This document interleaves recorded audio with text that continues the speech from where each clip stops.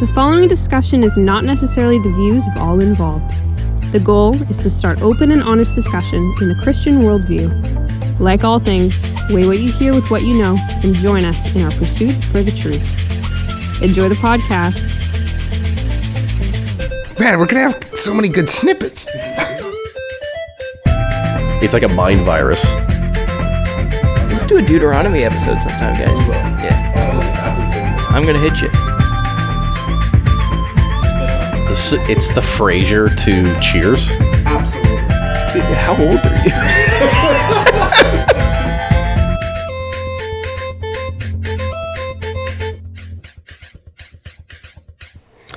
All right, I'd like to welcome everyone to the Second Rate Saints podcast. I'm your producer, Caleb. To my left. I'm Joel. I'm also here for the podcast. And to my left. I'm Colton, and to my left. I'm Josh. I have a notebook in front of me and a pen, and I'm tracking everybody's conversation. Because it's not recorded or anything like that. Yeah. Right, cool. Yeah. We get a handwritten transcript that we hand out of the website. And then Spotify records it. Yeah, there we go. Manuscript. Caleb, you're to my left. I am. And you're going to be reading... You read a book. I did. I occasionally do those things. What have you read? You remember the book that you read about a month ago? About a month ago. Yeah. Serpent and the Serpent Slayer is in that series of short studies in biblical theology published by Crossway. Correct. So I picked up The City of God and the Goal of Creation by T. Desmond Alexander. It was decent. It's pretty good. Yeah. I ain't gonna lie. So he follows the theme of cities and city building, starting with in Genesis. There's this whole go forth and multiply, subdue the earth and all that, and he roots that in that humanity's supposed to spread across the earth, create this. He reads a city into that, and relatively so. I think it's that theme continues to build. I don't know if right from Genesis you get that theme immediately. Yeah. However, sin mars humanity to do that, and so instead of building cities where they dwell with God, which would be the idea of the garden and coming into like that, they build cities where they try to be or make or gods of their own nature. Exactly. Yeah. And so you have these cities, and then Jerusalem is selected. The Israelite people are selected. Then Jerusalem becomes the quote unquote city of God, and the dwelling place of God. However, sin again, just as in the garden, causes the downfall, and judgment comes. And then it's the whole God, fine, I'll do it myself. And Jesus comes, boom, and then we have the realized but not eschatology of the kingdom, not here, here but not yet stuff. Yeah. And then talks about Revelation. And does he does he talk about the prophecy in Ezekiel or Isaiah where it talks about God bringing people from all around the world? Yeah, it's huge. It's their huge. Food and their culture, their tongues. And then he ties that obviously right into the respected verses in Revelation. Yeah. Where every tribe will every tongue will confess and every knee will bow, and goes on to that, every tongue and language and all that kind of stuff. It's good. I'd highly recommend it. It's not, I think, probably the same problem probably with your book is it's a whole book on one theme. Yeah. And so every now and then you're just like, wow, this is 50 pages of one thing. Oh, that's a lot. Let's put this down for a little bit. But it's good. It's only 160 pages. He doesn't get into where we're going to go with our topic here with Luke, and one of the themes in Luke is that Jerusalem's city of destiny and all that kind of stuff. Actually, not as connected as I thought it was going to be when I initially picked this up, which is fine. Again, that's The City of God and the Goal of Creation by T. Desmond Alexander. One of the cool things that I saw was all of the materials referenced in the Genesis creation story in the rivers and in the land, the unrefined, the gold and the onyx and the all that stuff. All those materials are mentioned in the creation of the New Jerusalem. Yep, that comes down from heaven. Yeah, the Borg cube, but refined. but now they've been refined and made, crafted. Yeah, handcrafted. Right. Whereas the Genesis garden was a garden by nature is an ordered chaos, where a city is a completely ordered event. Okay. Yeah. And interesting. Yeah. It's a small read. Not gonna lie, it's like 150 pages, and it's not written at a grad level. It's written at an undergrad level that I think any layman could pick up and immediately follow through. There might be some words you got to Google, but there's not many. I'd recommend it. Okay. Cool. But So when you're talking about, maybe you mentioned this and I missed it, but the building up of cities by man in the beginning, is that juxtaposed with like the failure of the Roman Empire as like a lesser version of what will come? he gets into that with Daniel and the failed Okay, empires that there. makes sense. But does he talk about like the Tower of Babel like as a failed city? Yep. Okay. Specifically as a failed city, because of their moral corruption, that now although they still do the things that they were originally designed for, that is spread across the earth and build cities. Although there's a weird thing there that they build cities, but they don't spread across the earth, and so there's a weird thing going on with city states. They conglomerate in big groups. Yeah, well, Slowly moving out. that could be, but he presents more that the idea that humans are doing the thing that they're supposed to, in that is like subdue the earth, build the city, grow, populate, but they're not spreading across the earth. And then that they're also, not only that, they're not living in a place that God is with them. They are trying to get to the place where they are gods, or they construct God in their image. The instead of the idea of them going out from God, bringing so to speak this like the Eden elsewhere in the world, because like Eden was like the small place, the garden, not the whole earth, and so like Adam's job was to spread that out, or humanity's job is to spread that out. Instead, they're fleeing from God to make cities in their own image. Yeah. So the movement is still outward, but the motivation is Yes. Yes. He makes a bigger deal out of the idea that they don't spread, because God mixes their language, because they are not spreading across the face of the earth. But you're not wrong in that. It's just he takes it a slightly different direction. I'd recommend it. I'm going to read another one afterwards, but Josh and I have read one, and I think I'd like to actually read eventually all the ones that are published. I got you a third one too. Oh, yes, you did. Lord's Supper. Yep. Looking forward to that. That one's smaller. I could probably read that in 2 days if I had it off. Probably a day if I didn't do anything. But I'm a slow reader. Sounds like a good series. Yeah. They've got some good ones. What's the series called? Just Short Studies in Biblical Theology by Crossway. Wow. Okay. Yeah. It's still publishing. They're still publishing a lot of them. It's still a relatively new series, but it's good. Yeah. Cool. And they've also got the Short Studies in Systematic Theology as well. I saw that in the bookstore today. Which is cool, because then you have like they'll talk about the same idea, but in the different methodology of a biblical theology versus a systematic theology. And it's I think as someone who's still an undergrad, but at the very tail end of it, I would have appreciated that at the beginning of my undergrad. Yeah. But Colton, Yes. it's time we're going to talk about the third gospel in our gospel series. Yeah. You got Peter. Luke. Oh, right. Yeah. Yeah, buddy. Yeah. Oh, man, Yeah. you prepped for the wrong one. Oh no. If only we talked about that one. But the Luke, The Luke. also used, I don't want to say more commonly, but often referred to as Luke Acts in conjunction with the second part, which is Acts.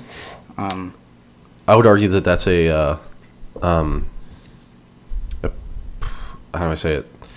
Not just Pentecostal, but a high academic thing. Fair enough. Yeah. Lay people or people in other denominations don't see. I think or one of care the- for the connection. I think Pentecostal laymen's do. Yeah. Yeah, I think one of the reasons that is because John's kind of thrown in between them, which I understand why they ordered it the way they did, but I do think they should be together. To be honest, they are basically it's a continuation of Luke, which Luke. It's funny because I'm not convinced of that, but that's okay.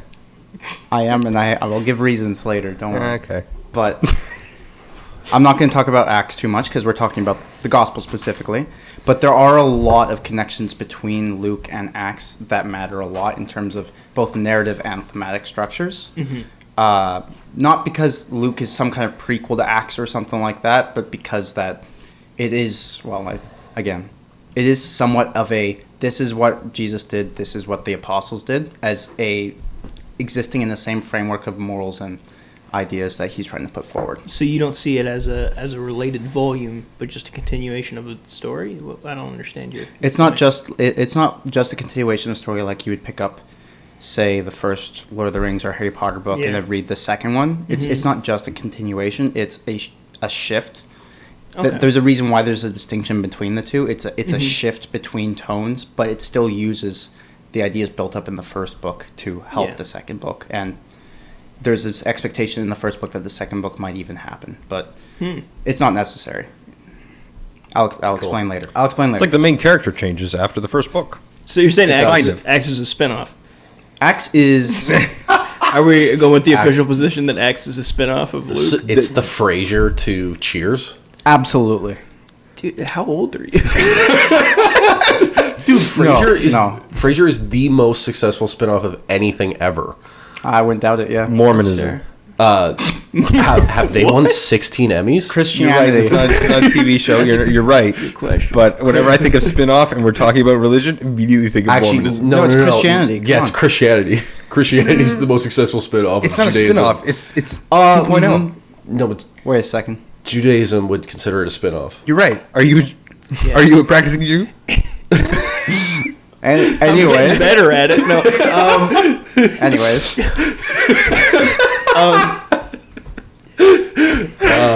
Back to Luke. Luke is an interesting book. Is that much like Matthew? It is based quite heavily off of that of Mark, or at least if you believe in Mark in priority, which I think all of us here agree with.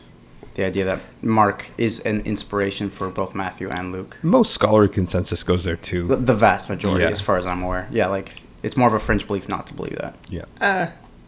Okay.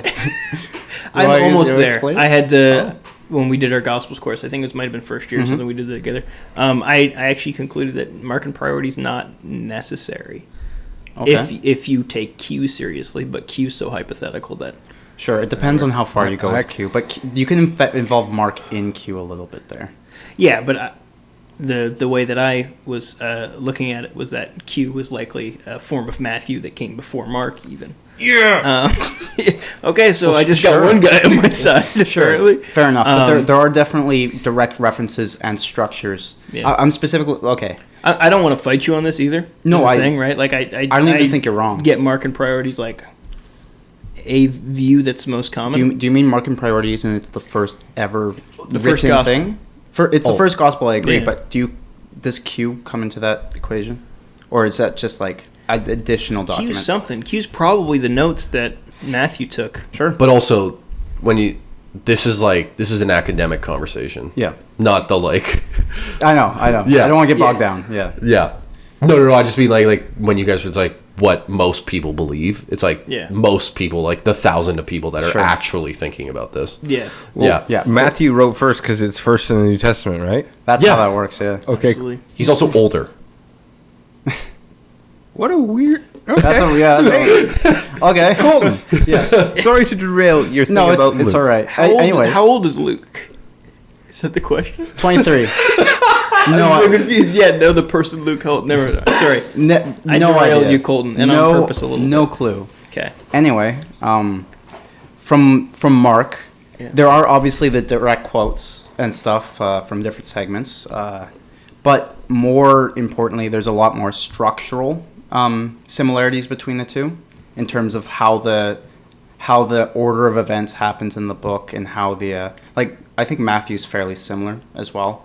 Although I don't personally, I didn't compare Matthew and Luke as much as I compared Mark and Luke. Yeah. But there is also a lot of the things that are a lot of things from this so-called quote-unquote Q document, the similarities between Matthew and Luke, that might potentially be from a previous document. Yeah. Which we could talk about for another... No, I just We actually could. We've brought it up every single episode. It's important to every single episode. Yeah. It is. Also, I did look it up, and Q stands for the German word for Quelle, which means just source. It just means the source document. Nice. That's all it means. That's pretty cool. There's a joke in The Matrix somewhere in there, but I won't get in there. The source. No. Cool. There's a political joke there too, but I'm not going to make it. Cool. We're so funny when we don't make jokes. Carry on. Here, it's a pick your own adventure podcast. Well, from Mark and Q, and Mark, Matthew, all of these different ones, there is a lot of obvious inserts that Luke makes that are specifically not found in either part. They could, again, be more loans from this Q document, but Matthew doesn't include them. The other Gospels don't include them, that kind of thing. And so he's making some kind of point with them, or he's including them for some specific reason. Yeah. And one of those differences is the prologue. The prologue of Luke kind of gives a good way of understanding how the rest of the book works, in terms of that it both sets up the structure but also the themes of the book. It's Luke addresses I'm going to go with man because I think that it's more widely accepted. It's a specific man named Theophilus, although Theophilus means most beloved or the beloved one or something like that, which could just be addressing the congregation. I thought it meant lover of God. I saw a beloved one. I looked it up earlier, but whatever. Either way, I go with it's a man specifically with they address the title given, the most excellent, but that's semantics. It doesn't matter as much. Do you have any idea who that is? Theophilus? Yeah. If he were a person, it's probably specifically a Gentile, high-ranking figure. Or it's, if you do go with it's not a man specifically, it's a Gentile church that that understand that there's some connections between Jesus and the Old Testament and the coming kingdom and stuff. Yeah. But I can tell you it's a masculine singular in Luke. Perfect. It's cool. It's masculine. Actually, that helps. That does help. Yeah. If it's a singular person, yeah. So what I've heard is it might be a person in the court discussing literally the trial of Jesus or the trial of the apostles, one or the other, defending the apostles. If it leads into Theophilus Acts himself? Yeah, Theophilus might be a high-ranking official that he now has to maybe of course make a case maybe for. I don't know. He's the first case for Christ. I ain't gonna lie, I've heard that. I've heard it once, and I've never come across it again. I didn't find it in my research, but one professor was like, "Hey, this might be what happened," and I'm like, "That's a cool idea," but like you said, it's not a very commonly held belief. But yeah. Sorry to interject there. Well, no, that's fine. This prologue specifically that he's addressing Theophilus, and he specifically gives this idea that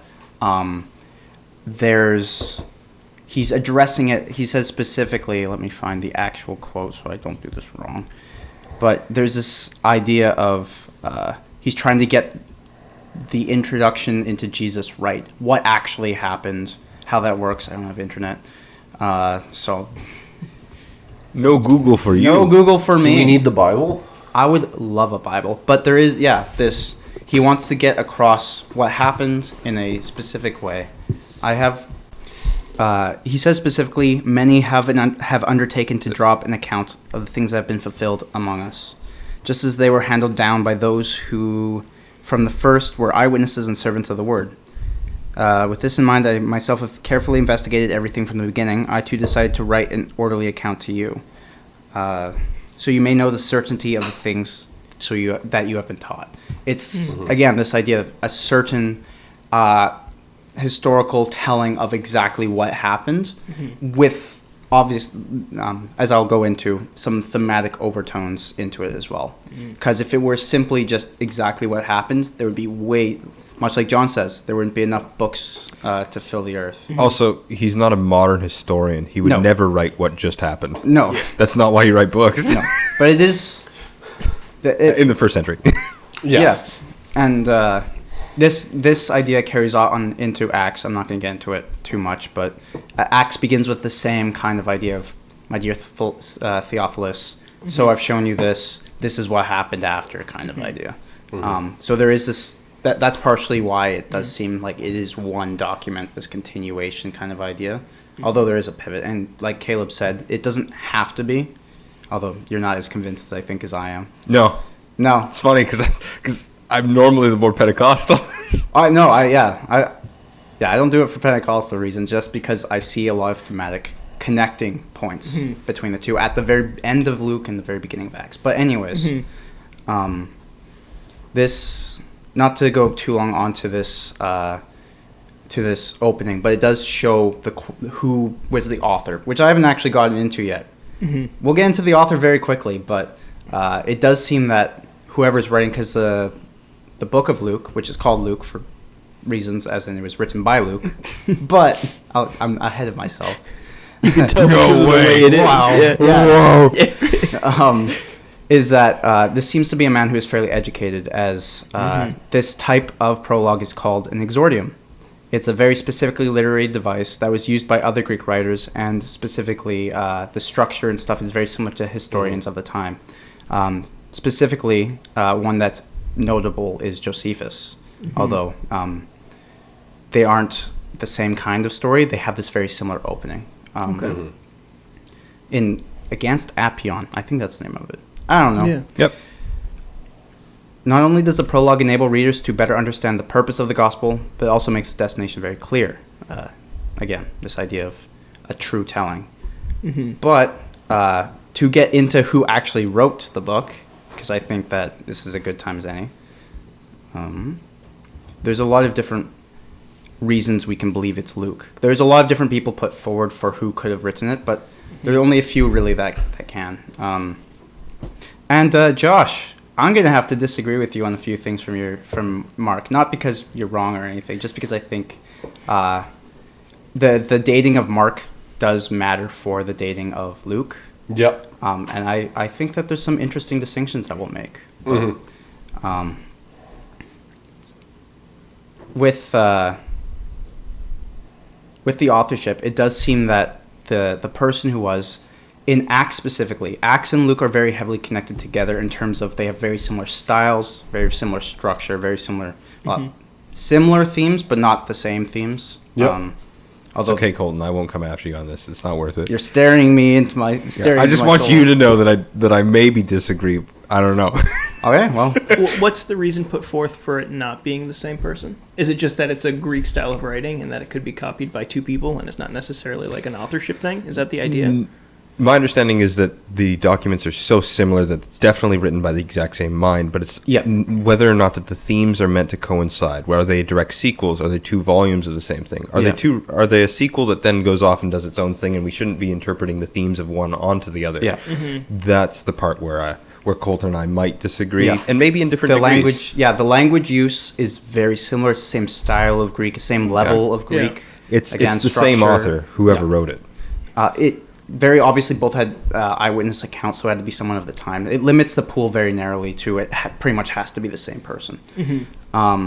You'll be hard pressed to find anyone who says differently. But in terms of the specific person who wrote it, again, it depends on the date a little bit.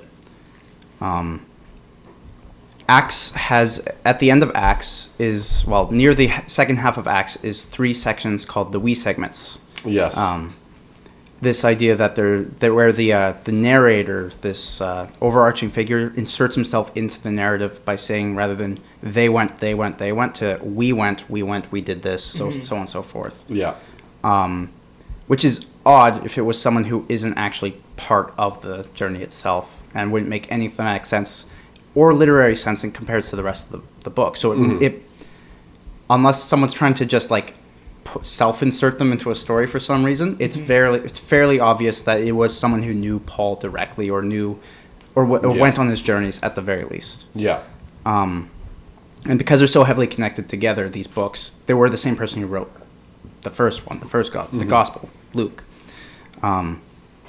However, throughout the book, you start seeing that there are some people who couldn't be part of it, people who weren't mentioned during the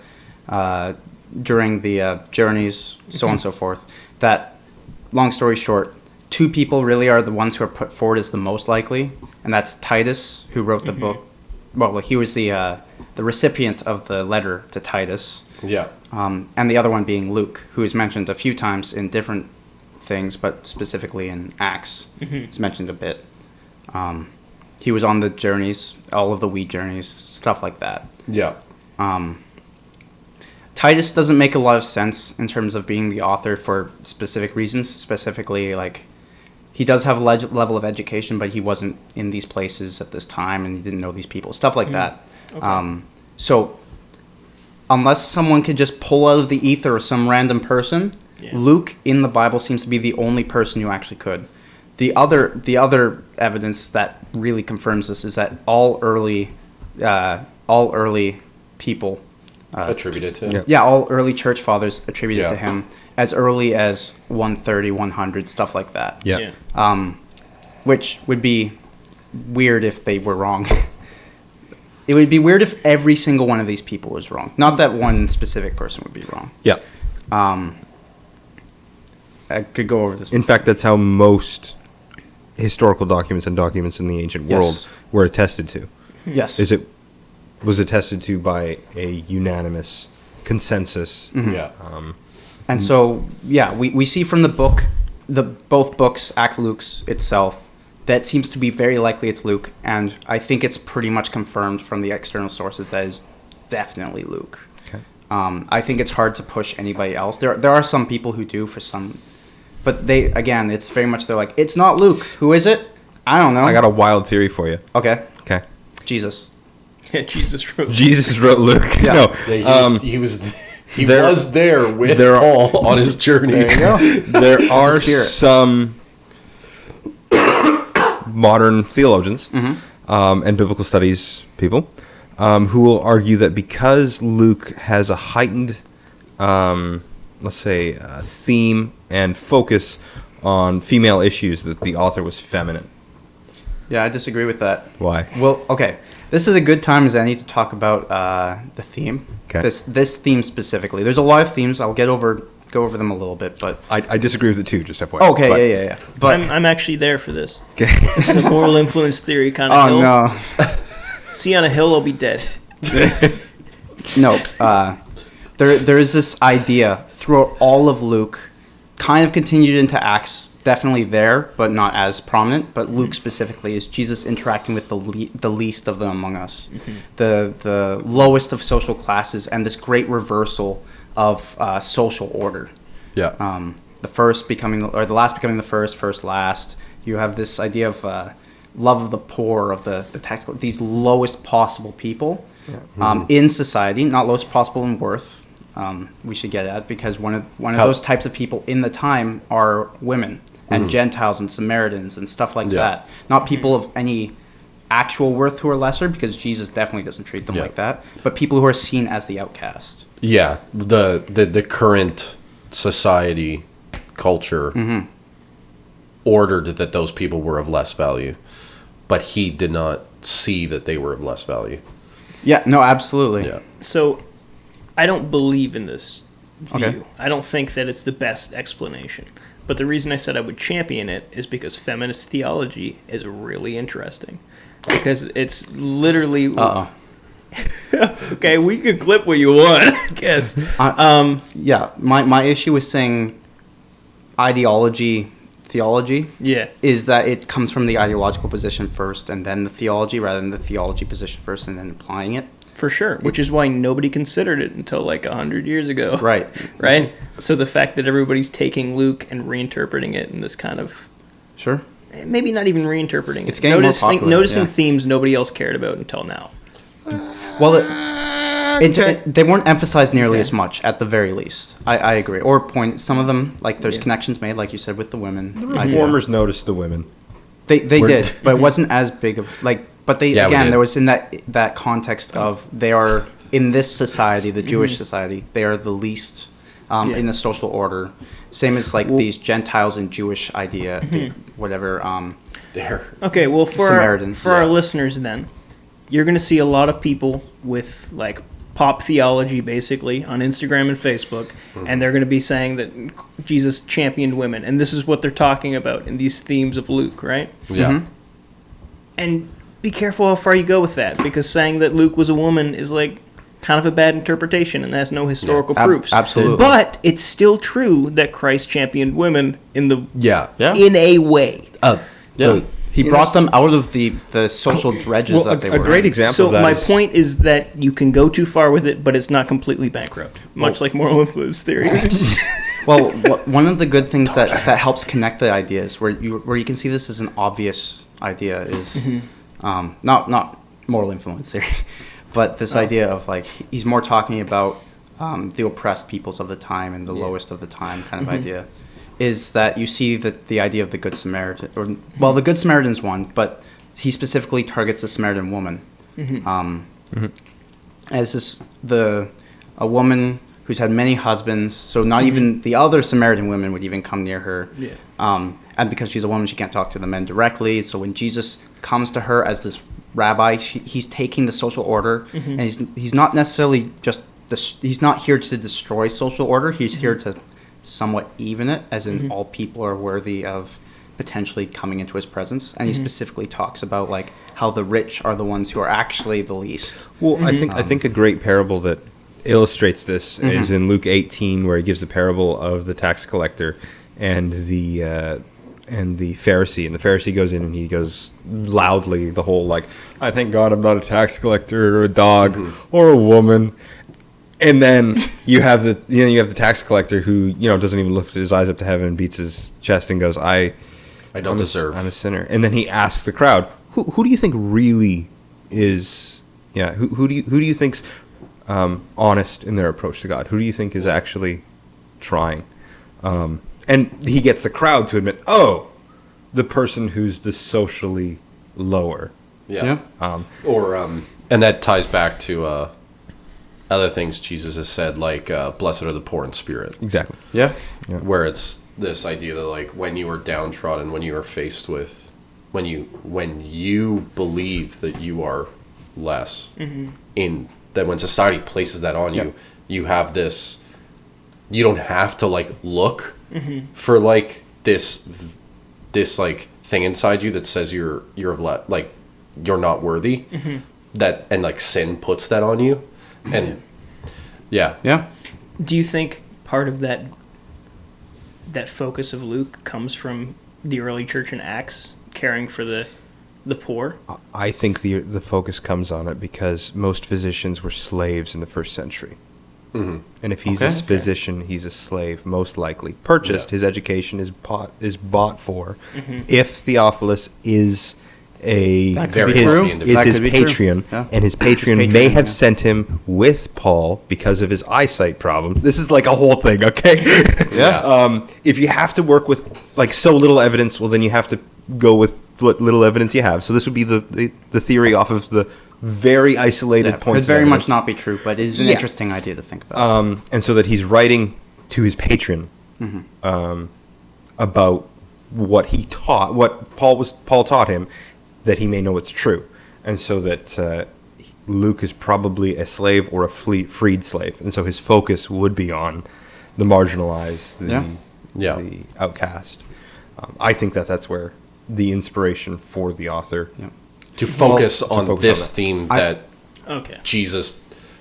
Jesus talked about many themes, but Luke focused on that one because of his own natural influence. Well, it's how he would interpret the gospel, of course. Yeah. Well, that's very interesting because I think definitely could be a big part of it. I think he also does it for a different reason, which I think is a good time as any to mention the kingdom narrative in Luke. And Luke Acts specifically. This is one of the reasons I link Luke Acts a lot together, is this idea of the theme of the kingdom. The kingdom of God and what it means. It's interesting because I don't think a kingdom theme in Acts as strongly, which I think is the main disconnect. So if I study that, I may... It's probably not as talked about, but it's more just this kingdom which was here is now coming kind of idea. And it's established at the very beginning of Acts as the... I'll get into it. Yeah. But again, because it's not standalone, is that... actually, I can. Yeah, one of the reasons why Acts and Luke I link so together, especially with this kingdom idea, is that Acts and Luke have an ending of Luke that connects very heavily to the beginning of Acts, as in it's supposed to tie them together as being very similar. Can I play devil's advocate for 2 seconds? Yeah. Well, wait. Can he give the positive first, and then you can give the negative. Fine. Luke ends with the apostles waiting for the promised spirit of power in 24:47 to 49, and with Jesus' ascension immediately after with 24:50 to 53. Acts begins, again, with the, he addresses Theophilus, but right after that he says they're waiting for the spirit of power in Jerusalem. Sorry, no, it's the other way around. More of a it's this, what do you call it when it's this, we talked about it last time, this structure that Jews used to use. A chiasm? Chiasm. I almost said catechism. That's the wrong word. It's a catechism. That's the It's a structure we catechism. use. Yeah, this idea of Indoctrinate children. Yeah, they were waiting for the spirit of power. Jesus' ascension. Then Acts begins immediately. But it hasn't been confirmed. That's funny. But the joke's too far apart. I'm sorry, guys. No, that's all right. Continue. Luke ends with the apostles waiting for the coming of the spirit of power in Jerusalem, and then with Jesus' ascension. Acts begins immediately with a retelling of that story of Jesus' ascension and a few things around it, and then right after that is the receiving of the Spirit that they were waiting for. There is this linking together of ideas, and I could probably go further than that, but in the time I had, that's the connection. One of the connections I found. It's interesting because you use the same evidence to say that there's a connection by the thing that I would say the same evidence to say it's a disconnection, because he wouldn't have to retell the story if it's just continuing on. Well, if it was the same, if it was written at the same time, for sure. But if in a thing like this, it would make sense if he was recounting what happened before, especially if there's more context added to it. If he's having a thematic conclusion of the previous book, sure. Like in last episode, blah blah blah blah blah blah blah. Moving on to an extent, but I think that even the thematic elements are there because Jesus' ascension is kind of just a sentence in the end of Luke, or it's three verses where it goes on a lot longer, and the dialogue around it goes on a lot longer in now. Acts. I know I think I've got a positive. Okay. It's not a good argument for your case.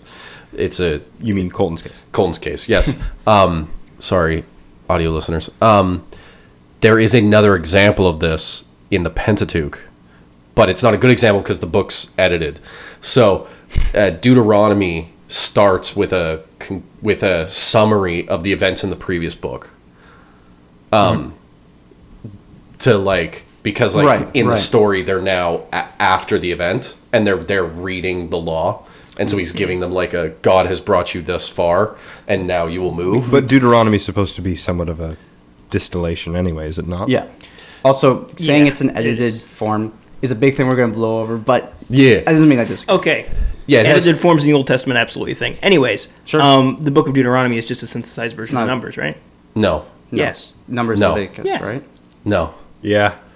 Numbers and Leviticus. This is going to be fun, guys. Numbers and Leviticus are just put together, and then we got Deuteronomy. If Deuteronomy isn't just something that a king found in the middle of his reign just to... No. I can't wait. We're going to talk about Deuteronomy. Let's do a Deuteronomy episode sometime, guys. We will. Yeah. Anyway. After the patriarchs. I'm going to hit you. It is...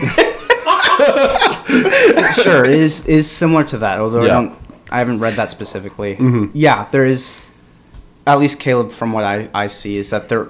You're right, is that there is this... retelling as in it's a different thing, but I see it as a connection point, as in it reiterates what they were waiting for and it reiterates what happened in the last one. It connects the two. I'm going to be upfront and clear with why I think I sympathize with them being two separate things. Is because every presentation that I've heard of it is by Pentecostals who really, really, really, really want them to be connected, and I find the evidence lacking. I haven't done the evidence. Enough of my own study hasn't gone into investigating the evidence. So if anything, I think it's more to connect thematic ideas rather than structural ideas, because the structure of Acts completely different than to that of Luke. Like it's more of a historical retelling rather than a succinct gospel writing. Okay, that's fine. And it has different thematic ideas. Acts specifically being about the freedom of the travel of the gospel and stuff like that. But Luke's obviously not like that. However, I do think that the connection point there, as loose as you think it might be, and it might actually be. I don't know. I could be wrong. I think an interesting part is because right after that connecting idea is this idea of there's this talk about the kingdom. And before that, there was this talk about the kingdom. When Jesus came to the apostles, he says, well, is your kingdom coming? He's like, that's not for you to know. Immediately it's retold again, that's not for you to know. And then the giving of the Spirit of power is to proclaim this good news that Jesus is coming with power, but also that he died and resurrected. I think that there's stuff there in terms of that thematic connection, but you're right, it does change. Like, there's a lot of changes in Acts to Luke. However, this idea of the kingdom narrative, I think, is, in my opinion, from my research, the most standout of the themes. Although there's a lot of, I had to kind of keep a few of them out because there's a lot of thematic connections you can draw in Luke. So many. And so we're all not fighting you. I actually agree with your Luke and Act connection. I think that they're the same author. And fight me, Caleb. Now who's the contrarian? Okay, can I add something? Yes. I don't care. Yeah. Wow. But like the voice of the people. It doesn't matter that much. The only time that I actually care, because this I don't care. The only time that I actually care is when some pastor grabs something in Acts and then reads it into Luke, and it's like, no, stop. Okay, yeah, fair enough. Because that happens often. Yeah, fair. I think that's fair. I like we've both said that you mentioned that they must have been written by the same person, whatever, because of the time period, the style, the blah blah blah, the beginning, the written to Theophilus, blah blah blah. That's all I need. Yeah, no, me too. But I don't want 20 minutes of this. I'm sorry, guys. I think that the connection there, like I said, is more thematic. And for me, it helps to suss out what the important themes he's trying to get across over, especially both. But even just in Luke, what he's trying to emphasize in Luke that carries out in Acts kind of idea. I just wanted to say Jesus' teaching that it's like, specifically, but I just wanted to say that it's like the discussion is good. I like that we had it, but it's not for like if listeners are like, I don't know what to believe. It's just like, it's believe okay. Me. It's okay. It's like it's not pertinent. It's one of those, not semantic, but more just the opinion based. It only matters in ivory towers. Yeah. It ultimately has no impact or bearing on the actual ideas in Luke or Acts, just on how you interpret them and use them. It's academics trying to prove that they have a job that's worth having. What if we got to heaven and he's like, Theophilus just means diary, guys. It's like your diary.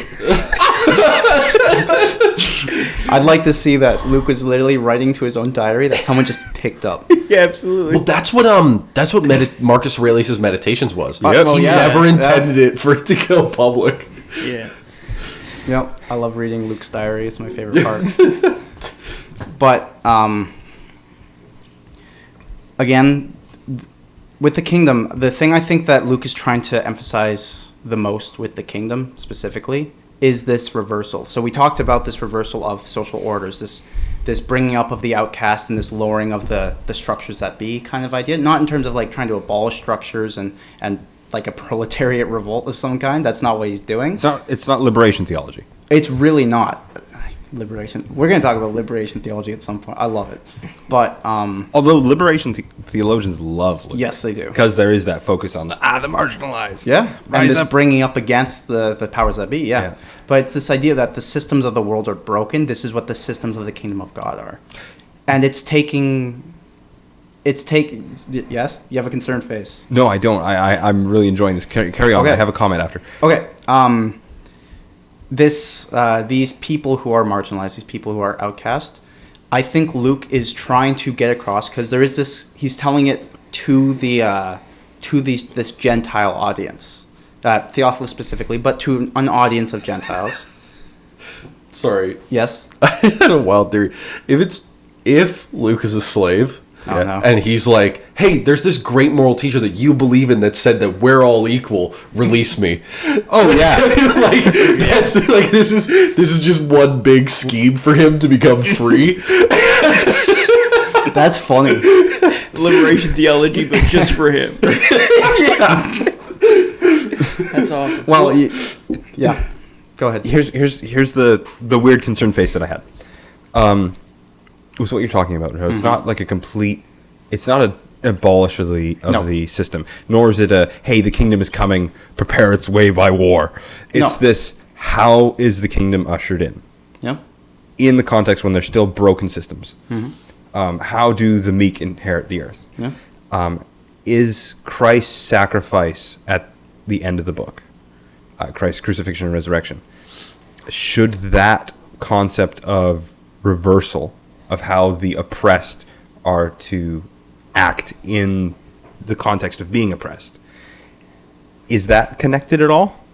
It might be an Acts, maybe. Are you saying that in the same way that Jesus is presenting this idea that the least will become great and the great will become the least, that in the same way Jesus, God of the universe, has become the least of these, and in doing so dies, loses, and that's how the kingdom wins.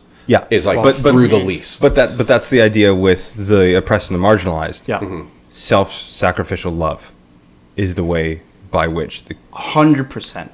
Are you saying that you have a through Christ's demonstration of the greatest sacrificial love that why does everything come back to moral influence theory? That's fine, I'm sorry. Okay, 1 second. I need to do No, something. it's okay, it's funny. I'm about to get stomped. Just because Jesus presents this idea that the least of these should live in a sacrificial way, he's using that as an example to show that he himself, as the least of these, becoming the least of these, self-sacrificing is how the world is won over, is not saying like hey, you should be influenced into becoming like this. It's I did this. No, not in terms of atonement, no. This is how I won, and people are atoned. Yeah. And you should be like that because you like me. Well, not as a means to atonement. And in terms of what you're saying, Caleb, and what you're saying, Josh, and Joel too. And Joel too.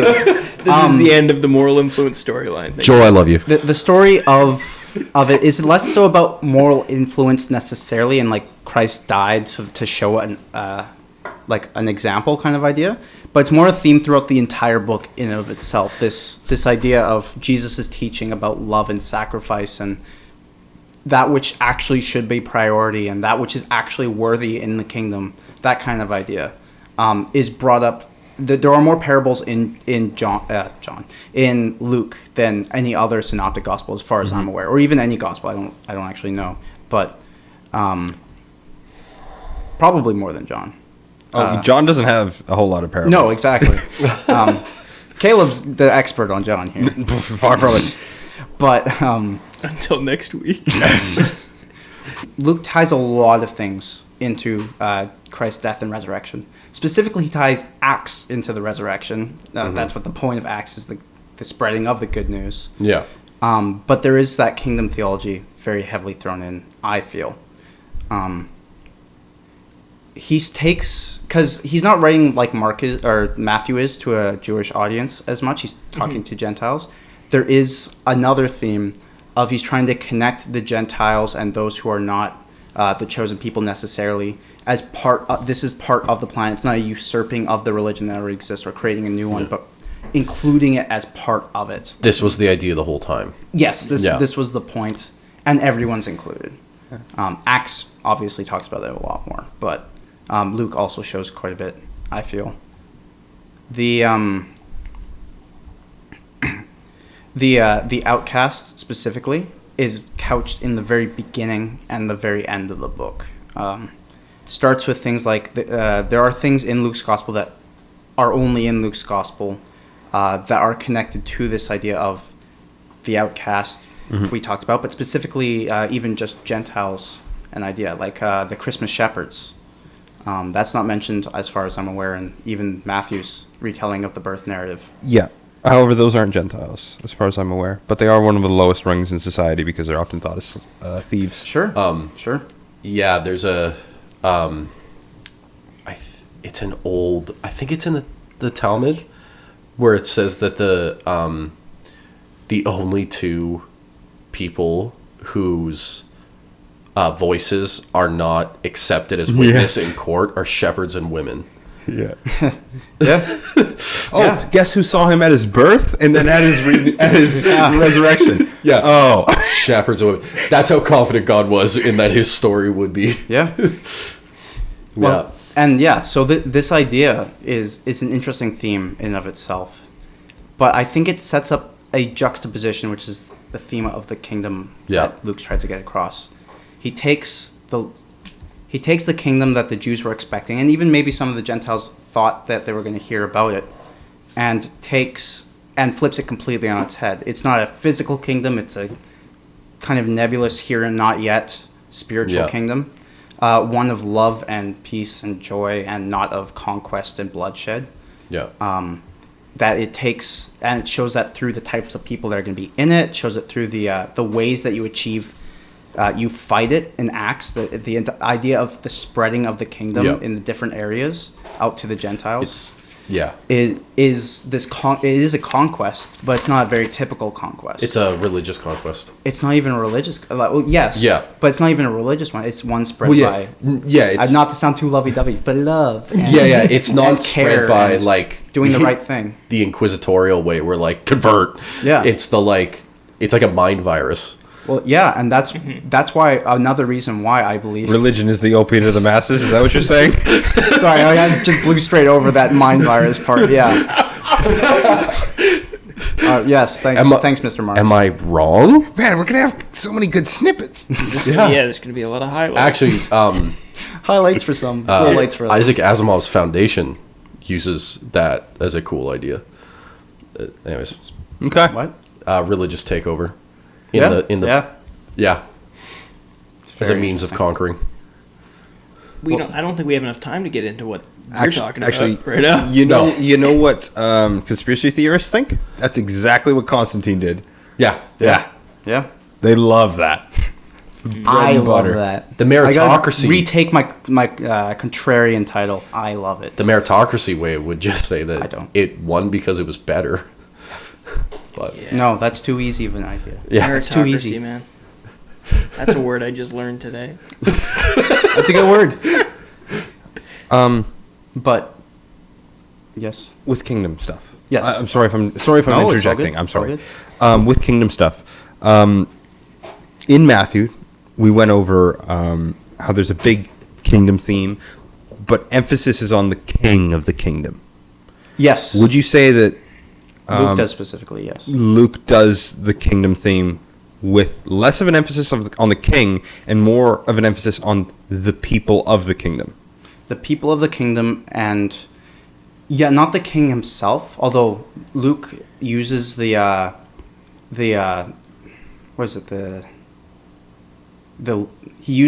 calls Jesus Lord more than any other gospel writer, as far as that doesn't necessitate kingdom stuff. No, it doesn't. But or king stuff. Sorry. That more propagates this idea of he is part of it.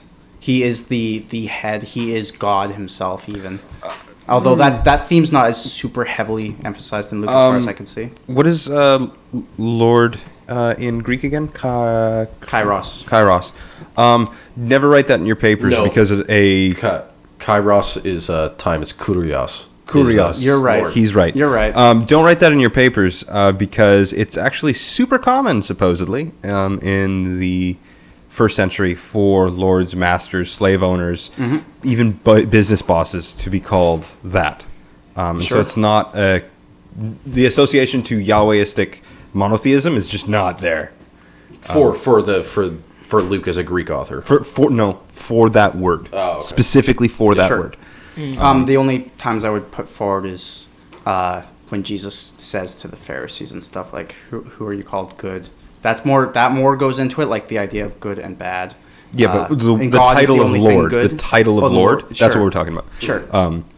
That when it's used in the New Testament, doesn't actually go anything like we do in the 21st century when we think of Lord. Okay. Sorry. No, that's interesting. Derail, but very specific because I got docked marks for it. That's funny. But personal great. Yeah. I see. No. You're right. And I don't think that that Luke focuses as much on Jesus as the king who rules overall. Although that's definitely it's included in it, especially near the end, and his ascension, his the transfiguration, stuff like that. But he more emphasizes the idea of how you get into the kingdom, what the kingdom actually looks like, and its juxtaposition with actual reality, with what the world was at the time. If I can ask another question, if it's okay. In Luke, Moral teachings is a big thing. Huge thing. Christ's death. Yeah. Is Christ's death more emphasized as the thing that must happen so he can resurrect and the kingdom will come in his resurrection? Whereas in Matthew, it's more about that messianic and that the merger of the Davidic messianic fulfillment and the servant of Isaiah, the servant of the Lord, merging together, and that's how the king becomes inaugurated, is on the cross by fulfilling the Lord's servanthood and all that. Whereas yes, in a lot of prophecies are mentioned in Luke, like a lot. Right, but that's more Matthew. In Luke, does the crucifixion function like theologically speaking and thematically speaking differently than that, or is it just because the emphasis is on that coming kingdom, which is more on the resurrection and ascension? Yes, he definitely emphasizes the resurrection and ascension. Okay, a lot more. Cool. From what I've seen, although some people might disagree with that. It's hard to put an exact weight on what certain gospel writers put their emphasis on, although I think most of them do put it on the ascension. But I think when Luke emphasizes the resurrection, it's more of that idea of he's been proven right. Okay. About all of his moral teachings, his ideas that he's put forward, all that kind of thing. You can't keep a good man down. Can't keep a good man down. No, because Luke, more than any other gospels, besides the idea, despite the ideas, the many opportunities to find Jesus guilty of a crime, the legal proceedings and everything after that consistently yield no definitive verdict. There's this idea of he is completely innocent, and everyone around him keeps calling him innocent. Yeah. He acts innocent on the cross. You see that in Pilate refuses. He's unconvinced about the testimony. You have it in even Herod can't give a reason to convict him. You have this they simply want to kill him. Yeah. Well, through these trial scenes, the gospel highlights that Jesus dies on the cross as an innocent man, but there is no description of the general public deriding him. Even the public in general don't call him an evil person. Which is odd. There is this idea that he has been condemned by the Jews as this crucifixion, but not while he's after that kind of idea. Yeah, it's like the criminal defends him, and he's promised a place in paradise. Jesus dies with the expression of trust, with Psalm 31:5. The crowd does want Barabbas more than Jesus. They do. Yeah. But yes, that's juxtaposed with Pilate specifically in that the law doesn't find him guilty. Okay, forgive me. Yes. The Roman centurion who witnesses the execution praises God and declares Jesus' innocence as the final stamp on it. So and then his resurrection is the affirmation that he was not just the innocent man, but he has been chosen. He is God's anointed. It's kind of like a Messiah. little nod to the Chronicles and Kings, where it's like they did what was right in their own eyes, or they did what was wrong in the eyes of the Lord. Okay, I see. Where it's like the law signified that this is what should be done, and the people were like, "Nah, fam." Not fam, yeah. We want him dead. Yeah. That's a good idea. No. Yeah. So in terms of what you're saying about what is his resurrection, what was emphasized in the resurrection and death, I think that his innocence is the thing that's emphasized the most, as the other gospels don't really focus on it as much. They do a little bit. In terms of how the law perceives him. And the reason why it all culminates in that is, again, these moral teachings that come before. That the majority of the book is, to give a short outline of the book, it starts with the infancy narrative, which is more emphasized here than anywhere else. In fact, I think Matthew's the only one who actually talks about it. Yep.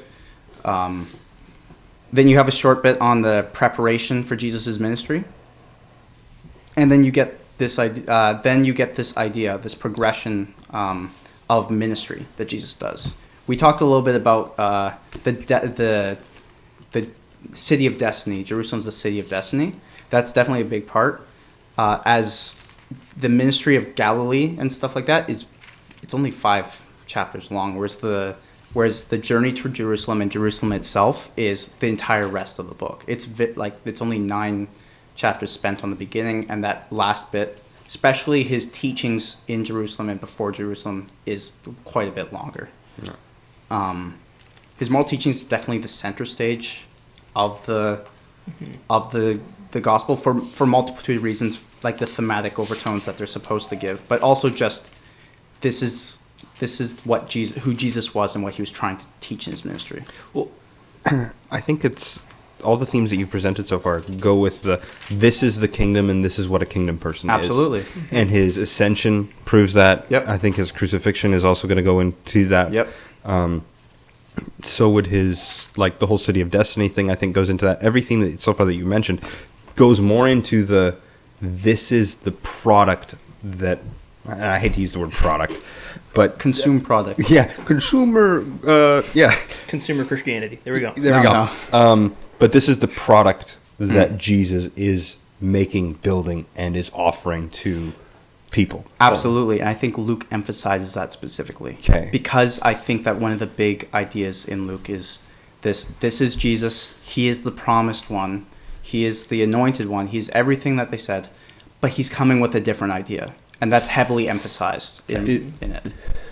Which is the kingdom specifically. Listening to you talk, I've been kind of thinking about this with the Gospels. It's kind of interesting that it seems like the 4 Gospels are, Mark is saying, the king is here. The king is here. The king is coming. And then Matthew is saying the kingdom is here. Luke is saying this is what the kingdom looks like. And John is saying this is what the king looks like. Yeah. Yeah, sure. Yeah. I like it. I like it a lot. And it's also like a chiasm. Well, there's only 4, so... A chiasm can be held in a single verse in the Psalms. Okay. Multiple times. Huh. Yeah. Interesting. Yeah. We'll have to talk about that when we talk about the Psalms. But, I could talk about Psalms. We could do that. yeah, let's do that instead. That sounds like fun, guys. No. Let's just derail the podcast to the Psalms right now. Yeah. I do like what, Josh, what you presented there. That's kind of interesting. That's, Yeah. The king is here. The kingdom's here. This is what the kingdom looks like. This is what the king looks like. Which you mean the focus is the kingdom? For this, he's been presenting. It's kind of like assuming that the kingdom is coming or the kingdom's here. It's telling you what does the kingdom look like. The kingdom has a different power balance. The kingdom. I definitely see that a lot. The love differently. Teaches the. That's what I would emphasize the most. But I would understand. There's so many different themes in this book that you could drive so many of them together. You could pull out a different main theme or something like that. But yes, I believe so. Absolutely. Mm-hmm. The final section of Luke's first volume, as in the Gospel, displays the resurrection of Christ in greater detail than any found in the Synoptic Gospels, which is interesting. Specifically, he mentions more about the people he saw afterwards, that there's his appearances to the other people, his interactions with them, and what it means when he finally ascends. This could be because he does emphasize the Gentile mission a little bit during it. And this reconnects this idea of he's speaking to a Gentile audience, teaching them about this idea, and then explaining it. Well, I think if he's talking to a Gentile audience, he has to sell the idea of resurrection. Yeah. And bodily resurrection. Which is a big part in the beginning of Acts. It's a big part. Also, he's showing this theme, because like we mentioned earlier that Jesus presents himself to shepherds and women at the end. And so like he's showing again that like in these like key moments in his story, he's continuing and showing that like the least of these are a part of the problem. And the Gentiles and the Jews probably had heavy divisions, as we know from Acts, like in the churches. And so he's showing you that like Jesus is going to these people that the power structures are like throwing out. And he's saying like, no, like they're important enough that like the knowledge of me being resurrected is hinging on these 2 women. Sure. Like, and more. But initially, yes. Initially, but it's like, and then But I think the recording of he shows up and then he eats. Yeah. And I forget if the Doubting Thomas story is specifically in Luke or not, but stories like that where the physicality of Jesus post resurrection is emphasized. He walks with the people to Emmaus. Yep. They get ready to eat together.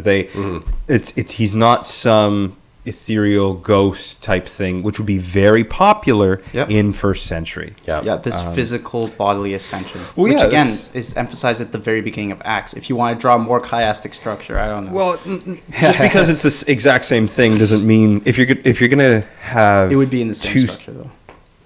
I know. No, it's the same event. It's just going to be recorded. That doesn't mean that the theme is exactly the same just because the event reoccurs. No, I know. But regardless, the idea of bodily resurrection is so foreign to the Greek mind. I don't know about the Latin mind, to be honest with you. But the Greek mind, absolutely bonkers. You're insane. Yeah, why would you want to be? Why would you want to come back in this limiting body? Yeah. Exactly. Well, the body was evil, yeah. Exactly. And so there's that emphasis on him post resurrection in Luke, because it's for Gentile audiences, just makes sense. Yeah. There's also something really cool with the Emmaus story. It's a parallel to Joseph revealing himself to his brothers. Audio listeners, you should look that up. It's really dope. I remember we talked about this once over coffee. Yeah, you were just like, "Oh my goodness, it's an amazing connection." That is really cool. There are two things I think. Well, there's three things we should talk about before ending this idea on Luke. One is to get the Pentecostal idea of Luke, especially out of all the gospel writers, emphasizes the work of the Holy Spirit with him more than anyone else.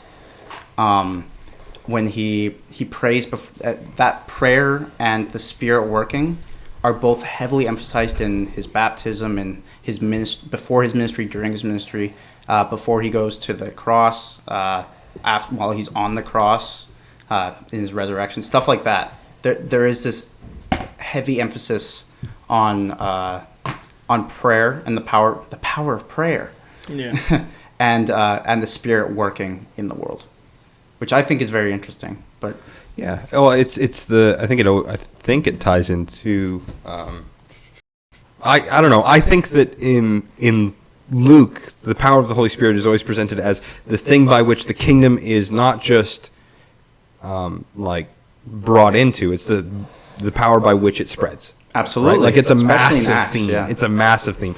Like Strongstad's, out of all the books that I read for school. Yes. Strongstad's short book on the charismatic theology of St. Luke. Yeah. Not saying that I didn't learn anything from anything else, but I learned consistently in that book, where I was just like, oh yeah, that's right. Yeah, I'm pretty sure I read it too. Yeah. It's a good book. It's also what. Did you just say you don't learn anything from books? No, I said it's not as though I don't learn other things from books. It's just that one was like consistent. Yeah, where it's just like markedly went, I had a lot of underlines, which normally it's not as bad. Normally you go into a book and you're like, I know everything. See, if I let it drop there, you seem like the bad guy. Let's make fun of Caleb for not being able to read. Yeah. What do you want from me? I read the book. I have a question. Was this also the first book you read? Is that why? Ever. Oh my goodness. Hey, buddy. Seriously, though, book recommendation. Charismatic Theology of St. Luke. By I would say it's one of the best Pentecostal academic works. See? I would agree. Yeah. See? Yeah. I would agree. What's wrong with you guys? The best made case for a Pentecostal view of the Holy Spirit. Yeah. No, I loved it. Okay. Did you learn a lot? Yeah. Reformed man. Did you markedly learn more from that book than the other books in school? No. Mr. Reformed man, did you actually care? Yeah. Yeah, no, because at the time I was completely ignorant of Pentecostal theology. There you go. Okay. That sounds like a negative. Out of all the school books that I learned from, that one is number one. That's all that I said. It does fair. I just saw an opportunity for a good joke. And you insulted me, and I feel hurt. With a big smile on your face, it's hard to tell. Yeah. Anyway, charismatic theology of St. Luke is awesome. Yeah, there are two things I want to mention. They're going to be short. The first one being, what do we do about Luke 3? Luke 3 has a genealogy that's completely different from Matthew 1. What do we do about it? Caleb, what do you think? I think that there's a clone. No. A clone? I think... Jesus clone? Jesus clone. I love it. I actually think that one is following Joseph's genealogy and the other's following Mary. But I know that there's many more theories. That's normie theories. That is a normie theory. That's basic. There is an dude. alternative theory that this is an actual case in Joseph's family of a kinsman redeemer. Yes. That Heli was a uncle. Yes. That replaced Jacob, the Matthew one, Yeah. as the father in the family, and therefore was introduced into the family line for his case, because it gave precedent for a different line in the ancestry. Whereas if you go through Jacob, the original father, it shows a more legitimate path. I agree. I think that there's a few more moving pieces in that idea. Like, it has to be this way, it has to be this way. But there are definitely two distinct family lineages propagated here. The only two people that I actually mentioned as being the same person, or having the same name, I should say, are Zerubbabel and Shealtiel, which are such common names, especially of the time, that is very likely they were just completely different people anyways. Yeah. Yes. Can I ask you a question now? Okay. It has a list that goes from Jesus to Adam. Yes. Is that it? That's the list, definitively? That's the immediate son of? What? Well, that's how you know that the Well, we Earth is can get only into that. 6,000 years old. Anyways. Well, that would be the... I'm serious. If we're going to bring up the genealogy, we need to address that. There is likely that is the recording in whatever records they kept. In the temple. Yes. Because they kept the records in the temple and in the synagogues. Yeah. But yes. Also mentioned at the beginning of Genesis. Okay. Although, at the beginning of Genesis, there is the argument to be made that it's not tracing a literal family lineage as each son occurs. There's also especially considering how most of the people who are named, or many of the people who are names of nations or tribes or groups. There's also the thing that if you go back into the Old Testament genealogies, there's people in between these names.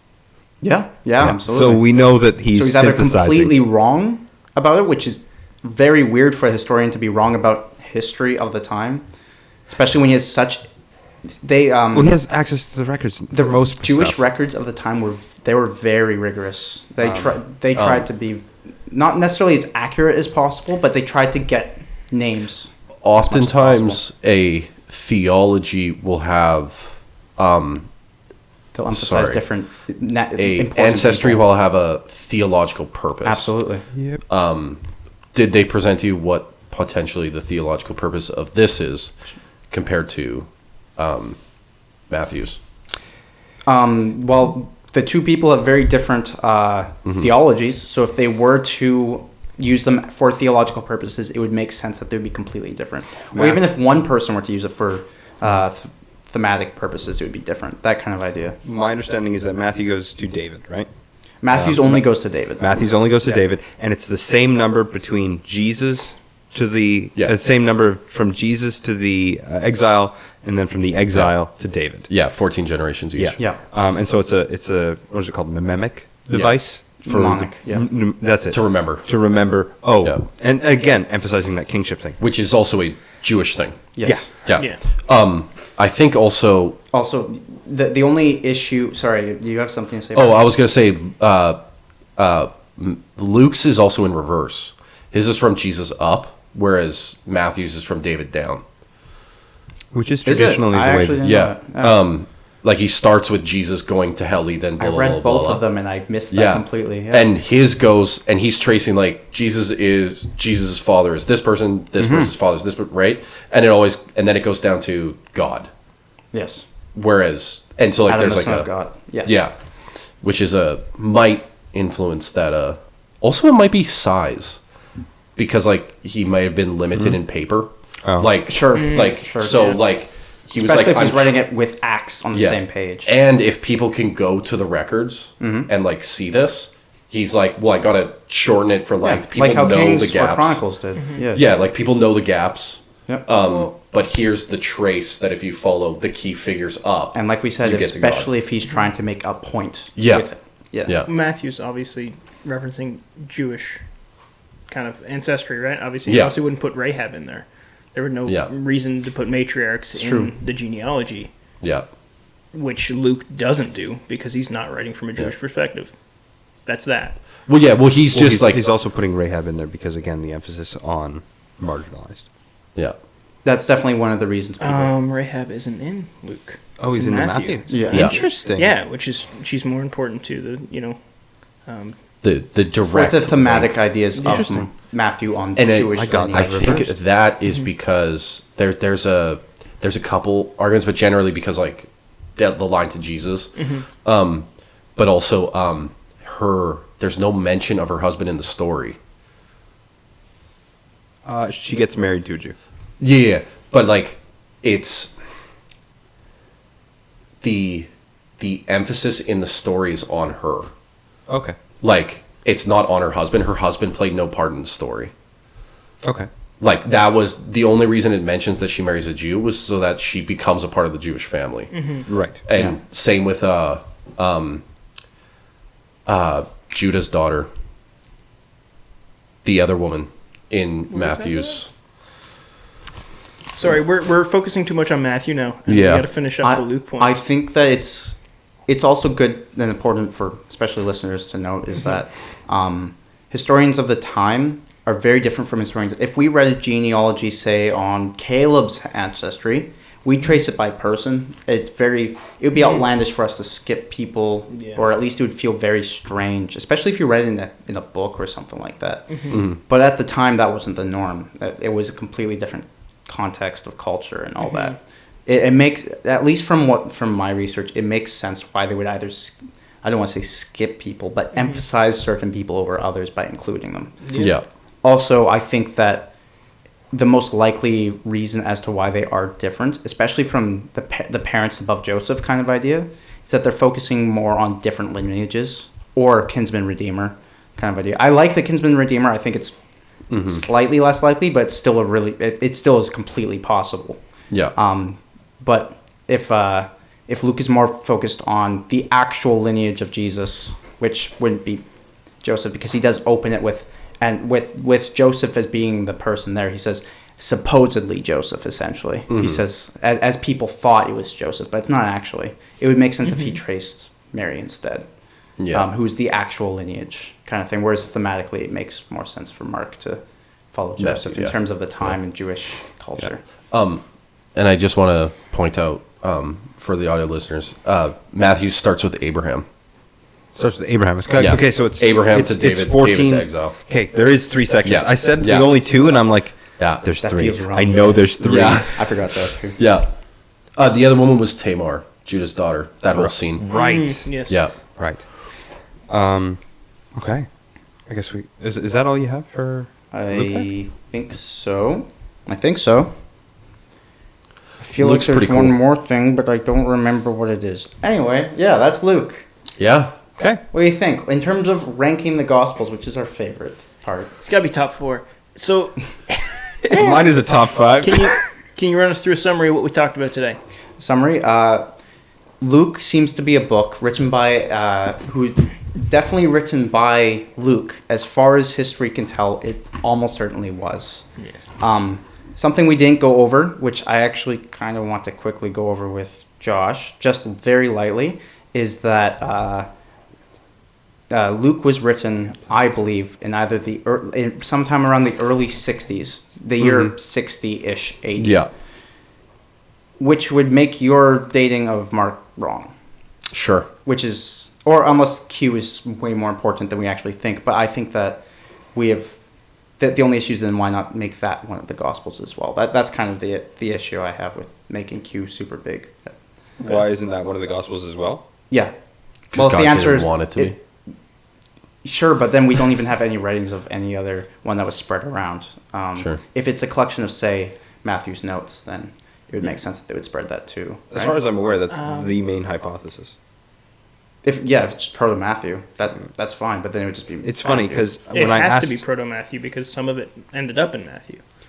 Yeah. yeah, well, it's And in Luke too. Yeah. well, it's one of those weird things where it's like the textbook in class said it, the other commentaries say it, then you ask the prof and he says no, and That's fair. There's also a lot of ideas that they were written in like the 40s. That Mark was written in the 40s. I've heard that, or even 30s. I've heard, which the problem is just Yeah, it's hard to. There's not a good time period where he could have written it in the 40s. Sure. I've heard Yeah. from my research, which I didn't get super heavy into Mark. It seemed that the people generally agreed it was the 50s, There was not the 70s. one of the main things was that the way Mark is written fits a style of a time period that Right. follows that's after, like, and same with Matthew. It fits in after the fall of Jerusalem. Right. because of the clarification of Jesus. Yeah. What's it called? There's that specific section in Yeah. the Gospels has a specific name, but it's his Yeah. whole lamenting over Jerusalem, Yeah. and then And then there's also like Prophecy. a lot of the Right. the Rabbiisms and the Hebrewisms of the time period follow a group that's in Syria Sure. in the 70s, the late 70s. Yeah. And Yeah. so same And they don't- thing with they don't Matthew. appear before, and so And Yeah. that could be possible. And then and in that case, it would either be, if it were, I think that the case for Luke to be written before 70 is stronger Yeah. than after 70. Mhm. The reason some people say it's after, as far as I can tell, it can't be any time before 90. yeah. It's written because there's too much. At that point, you have to. Also, then Diocletian. it pushes John beyond his lifetime. See, You have the Domitian prosecution, Yeah. which was very Yeah. heavy, and that's right after Nero. here's the thing with, you can say that those have influence in Luke, and maybe Yeah. my argument why I would actually agree with Colton on the dating of Luke is because we actually have almost the exact same opinion of the dating of Acts. Yeah. And Acts definitely comes after Luke. Whenever Acts was penned, Luke was looked before, and Acts is a very narrow window. Yeah. In Depends how much emphasis you place on certain parts. I completely agree with you. You can say otherwise, but Yeah. I think if you have to go with probability, Sure. it's like, what is it? It's 62 to 64, 64-ish. something like Because that would be before the death of before the Nero's prosecution and the death and Yeah. 63-ish was the death of James. Yeah. Which would be a big one. Late 60s is the death of Paul. You're talking Peter, the death of Peter. James dies in Acts. No, the other James. Okay, Yeah. but Peter dies. It's the one that Peter and Paul's deaths aren't recorded, and they're Yes, they're those the ones reason why especially, the yeah. ones are linked. But yeah, You're sure. right. Okay. Yeah. I'm not saying you necessarily disagree, but that's one of the reasons why I held the position that I do. When it comes to dating in this time period, especially if they don't actually give a specific date, which why would they? Yeah. It gets murky, but I think generally we can all agree it's sometime in the mid-ish. Yeah. Mid-ish first century that Yeah. these were written. Yeah. Except for Oh, yeah. John, maybe. John late. Yeah. Yeah. Late or early second. It's also possible that like the Mark and Matthew Hebrew and Rabbiisms were like they may have generated them in the area. Maybe. It also gives credit to the Q document being the one that they all take from. And He was before his time. You don't understand. He's a trendsetter. this is like before when I said I don't really Yeah. care, but I personally, I do it's believe, good for the conversation. But Yeah, I do believe that Acts was written probably around 60, 63 AD. At 64 at the latest, in my opinion. Could be 65 too. I don't know. And Luke obviously was written before that, based off of many things that we don't have time to go over, that I have written down in a document, but not important for right now. yeah, And if that's the case, Mark probably was also written before that, but it could also be something completely different we just don't understand. yeah, But I think that covers Luke in terms of dating. Written by Luke, probably around the early 60s. To finish up the summary, a big theme is the kingdom of the marginalized and what exactly it means, especially for the Gentile, to understand the connection between the Jewish Old Testament and the modern world of the time, and what it means in terms of theme and morals and all that. Yeah. Continued into Acts, unless Caleb disagrees, but no, but Yeah. yeah. Awesome. So that means we have one gospel left. I get to present John next week. I'm super excited. Are about you it. ready? Son? Kids? That's the line. Are you ready, son? You ready, son? That's not the lyrics. Is that SpongeBob's dad? Sorry, guys. Yeah, John. Looking forward to it. Let's quickly go over our online question. Okay. Yes. Yeah. What Reddit Bible? Reddit in the internet? Oh my goodness. Wow. In case you can't remember what the segment's called, we can't either. What is it? Do you remember? I read it in the Bible. Reddit in the Bible. Reddit in the yeah, Bible. there we The go. one. Yeah. Thanks, Joel. You're welcome. So, Hey, where we that take, was funny. Continue. You're goofing around on the net, dude. Reddit in the Bible, where we take a question, could be on Reddit, could be on Facebook, whatever. Yeah. People who have questions about the Bible. So this one's actually less about the biblical, let's say, narrative or even content, and more about the medium by which it's distributed. Why are there so many translations? Yeah. Because Jesus wanted there to be many different ones. That's the answer. Do you want? I'm KJV 1611 till I die. We're making a lot of jokes If about it was good enough So for the there's apostles, three reasons. if it was good, Can I give whatever. Holy. Caleb? Yeah. What are the 3 reasons that you were going to give? Okay. Vocabulary. Target audience. Yep. What is the vocabulary? Are they grade 5, grade 12, graduate? Yeah. Like, who do you want to be reading this? Yeah. Can they read it? The second one is the methodology. Do we go with as literal as possible Yep. for that age, for that word reading for level? word, thought for thought. Yep. Yeah. And then the third one is, because we live in the modern day and age, money.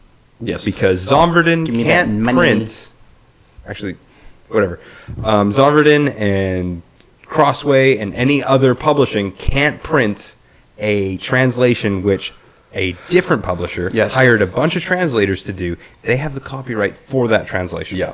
And so Yeah. if Crossway wants to, as they did, produce the New English Standard Version or print their own Bible, they would have to develop their own translation. Yeah. Or pay for the copyright, which they don't want to do. There's also this is related to your first point. It's language is dynamic. It's not a static force of Yeah. plug in answer, get result. Yeah. Like plug in question, get result. Yeah. It's you got the literalist approach. You've got the more metaphorical approach or the Or the message. yes. Or the New Living That's not a translation. That's a paraphrase. You're right. Which gets into the methodology. Either way, Yeah. But it's language is dynamic. Over you're also dealing with like yes, the Old Testament is Hebrew with spatterings of Aramaic, but it's also that's Hebrew over 1,500 years. Like English 1,000 years ago looks nothing like English today. And in terms of language and all that, we also have better and more developed understandings of both the Hebrew, the Greek, stuff like that. Yeah. More, as in like exactly how context and grammar and stuff works. Especially when it comes to things like harder to understand ones like Ecclesiastes, which have grammatical different variants that are very confusing a lot of the time, but not to the point where it changes like meanings and the ideas in the text, just like how words work and stuff. And so, well, some you'll verses see we are lost on the meanings on. yeah, And- but you'll see updated versions of say NIV or KJV and stuff, and people Well, are like whatever it's about it. It's normally when those translators will go, okay, based on the context and our understanding of extra biblical texts, what can we present to the reader that we think, as a team of translators, that text is trying to say? Yeah. And so there are some variants, like there's the variants of the target reading level, the methodology, and of course the printers. For the majority of those things, and for the majority of Bible translations, you should be choosing which translation you read based off of obviously the first two, unless you're a weird brand loyalty guy. Yeah. Yeah, you should also be KJV like only. you should also like a really fun thing to do is get multiple translations or like a Bible that has like 4 translations side by side and to like compare them. Because in doing so, you'll see the dynamic differences in the methodology, but also like how different words can be interpreted in their context. And this is not to say that like people really heavily disagree on how what the Bible means or anything. It's usually going to be syntax or even syntax, semantics, all the different variations in terms of emphasis placed on words in the Bible. Endings like, and isms. One of the things that our a joint professor that we had used to say was that the difference between the ESV and the NIV is the ESV will be more consistent with its translation of a word throughout time in the Bible. Yep. So it'll if it's the word nephesh, it'll give that same spirit definition of spirit throughout. But sometimes in the NIV, it will give a variation of the translation because in the context, it might push for that. Sure. And so, whereas one will be more strict with its definitions, the other one will be more open to the context that it finds itself in. And seeing those differences is awesome because you get to see throughout time, like old NIV versus modern NIV. You'll see how the modern lingo of English changes, so it changes how the definition of a Hebrew word translates into an English word. Sure. Well, it's actually interesting. The amount of English translations and just how many there are, is actually a benefit for the layman. If you don't want to or can't learn ancient Greek, Koine Greek, or ancient Hebrew and Aramaic for Daniel, then go through different translations. Yes. And you will see the way that different scholars in that field have translated that. Yes. And you'll be able to see where, okay, this is where there's some discernible stuff. Let's go to a commentary. Let's figure that stuff out. Yeah. And then you'll find, this isn't, I've been reading this one word this way and always interpreting it this way, but when I read it in this text, it gives it that more holistic view on a verse. It's actually to our benefit to have more English translations. And there's a precedent for it because sometimes there will be this happens a lot in the book of Corinthians, where there will be phrases of the time that are used, idioms, but the translation will translate it literally, or they won't put the idiom in. They'll give the translation of the idiom into it's the interpretation of the idiom itself, not the words. And they won't tell you. Yeah. And so you'll see it and you'll be like, oh, that makes so much more sense. And then but it's really cool. Yeah. And then there's some idioms that we just don't know. For a minor sacrificing the holy cow, I don't think it's fair to say that there's one holy. We won't get too far into it. Holy is the wrong word to use there. No, there isn't one holy. No, there isn't. Okay, let me clarify. There isn't one holy scripture where the rest are not kind of idea. Translations. Translations. Yeah. Okay. Yeah. Sorry, there is one holy scripture, and that's the Bible. But with a W or an H or W and H? I'm specifically talking about hole punches. Yeah. Yes. I think what Colton it's cheese. Come on. Start pronouncing the W. Colton is playing with terms here, where he's saying that there are people that will say King James only. Yeah. And they will even refer NIV. to that as the word of God, and every other translation is not. Yeah. Or even pre-2011 NIV. Yeah. Stuff like that. You get people who are very kind of like football teams or hockey teams. They're like, this is my camp. Everyone else is not as good, kind of idea. Yeah. Which is fine to have a favorite, but to say that the other ones are bad or evil or whatever. Except the Passion Translation.